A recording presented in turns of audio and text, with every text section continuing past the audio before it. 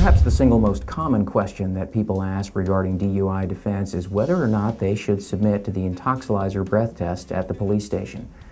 Unfortunately, there is no black and white, right or wrong answer to that question. As a general rule, refusal of the Intoxilyzer breath test will preserve more available defenses to the criminal charge of driving under the influence of alcohol. But refusal of the Intoxilyzer breath test is in no way a guarantee of a favorable outcome at trial.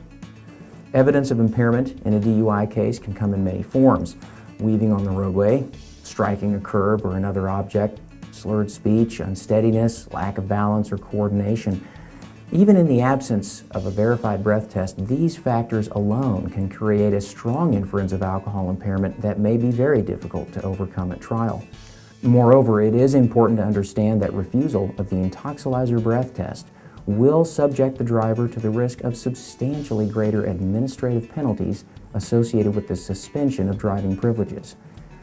Perhaps the most difficult situation in DUI defense is where the driver has refused the Intoxilyzer breath test at the police station only after visibly struggling through the standardized field sobriety tests at the scene of the traffic stop.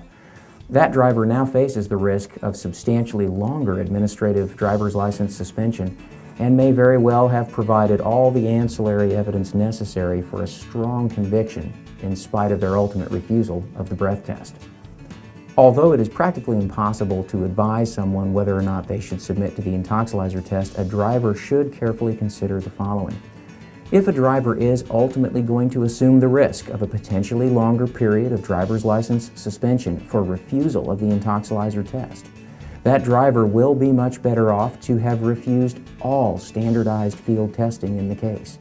It simply won't do any good to refuse the Intoxilyzer test after visibly struggling through all of the other field testing, essentially providing compelling evidence of impairment in the case.